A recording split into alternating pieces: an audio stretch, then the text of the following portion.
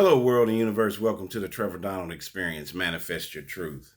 And if you're new to the channel, please hit that like and subscribe button. And for my continued followers, I want to say thank you.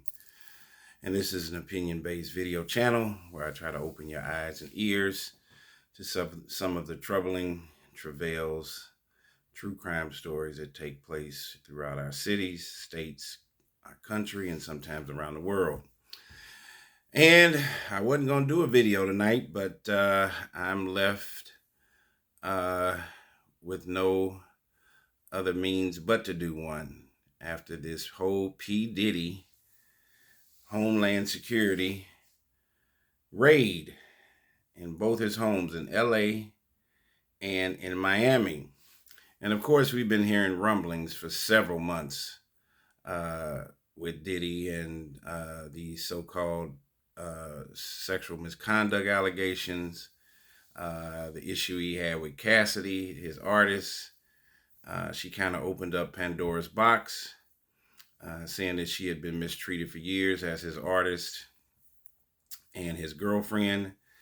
And then his lawsuit with Diageo, the vodka company, which I think are the two precipitators in my naivete of his case, which started all of this. And I don't know if it's more Diageo or Cassidy that pushed the button to start this whole investigation. But I will tell you this, what people fail to realize about the Cassidy case, and where she had a huge measuring stick to stick the lawsuit to Diddy, was that she was an employee of him. And that, I believe, gave her a lot of legs in in her case to sue him, because now you have superior versus inferior, employer versus employee, and that put him in a quandary versus Cassidy just being some random girlfriend.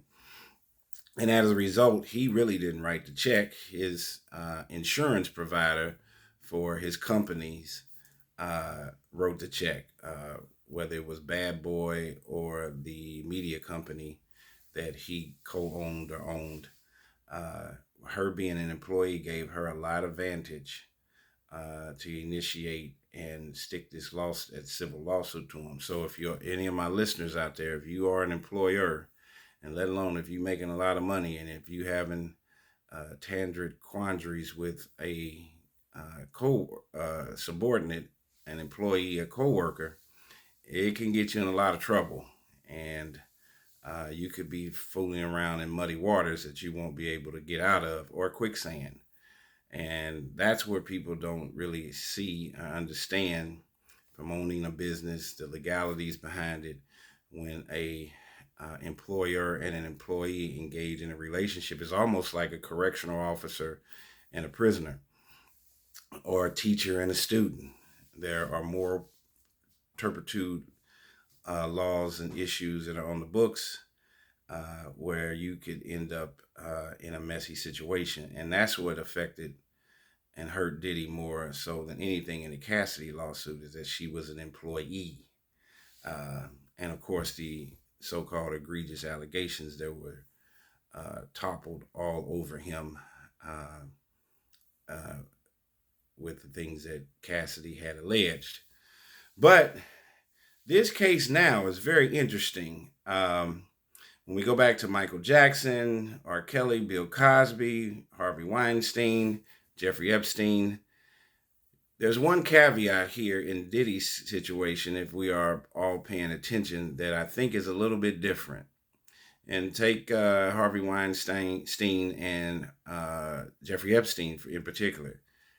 Why is Homeland Security raiding his house and not just the FBI or the feds?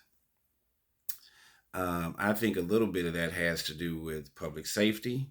They're talking about human trafficking and sex trafficking, which is a major problem. It's a major problem with this migrant influx, with trafficking, human trafficking, sex trafficking, drug trafficking.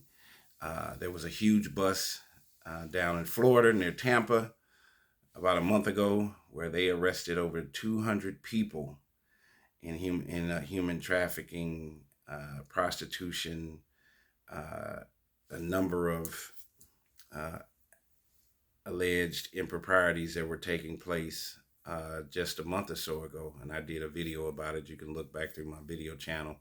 They arrested like over 200 people in a sting. Uh, and this human trafficking thing has been an underbelly story for a while now. And if you have daughters, sons, it's something that we should all pay attention to, especially if they're preteens, teenagers, or even young kids. Um, but this is very unfortunate. And I did a video earlier about Diddy and these allegations, and it sounds just identical to kind of a mixture of Bill Cosby and R. Kelly and Jeffrey Epstein. Diddy has been around for 30 years. If any of this stuff is true, Diddy has done so much stuff he doesn't even know what fire to put out. And if he's been taping and extorting artists for his advantage, I don't even think he knows what tapes and where to even look to erase all the tapes. He's got 4 or 5 homes all throughout the country. And here again, money doesn't do anything but exacerbate your insecurities. So if you love to drink a beer and you're poor, you can get 1 beer or 6-pack at a time. But if you're rich, you can drink as much as you like. And all that and money, it is going to bring to the forefront who you truly are. And I never cared for, I'm in my mid-50s. I've seen the Tupac. I've been through that whole journey. I like Tupac. I never liked Diddy. I thought he was an egregious, arrogant guy. I would have never signed to him as an artist. When it seems like there was a conflict of interest when you're the producer and the owner of the company and you want to be an artist also. How am I going to fully fledged be an artist if you want to be on all the records? I do agree with what Suge said. But these allegations about his sexual misconduct and improprieties has been going on for a year. And I knew this was coming. I knew that was coming. Where there's a brush fire, where there's a brush smoke, there is a brush fire. And eventually it'll end up as a forest fire. And for all the black folks that want to defend Diddy and say the system is coming out after him, I don't agree with that at all. There are many times and many instances where black on black crimes are just as egregious, or if not worse, than white on black. You look at the gun violence and the debauchery that's taking place in our urban cities, the fighting in high schools, the shootings, the looting and shoplifting. That is not white America forcing you to do that. And we're seeing a heavy preponderance of, especially in this overabundance of shoplifting and looting in New York, Chicago, and California. You're seeing quite a bit of people that look just like me. It's a fact. And sometimes we let our guard down when we do business with people that look like us to think that they're going to take better care of us than our white counterparts. And many times that's not necessarily true. They can end up treating you worse. How many legitimate millionaires have come from Bad Boy, from Death Row, from Murder Inc.?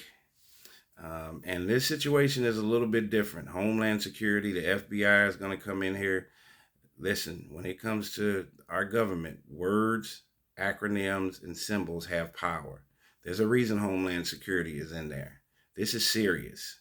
And also, there's a brethren in our system today of character assassination. Diddy will never recover from this.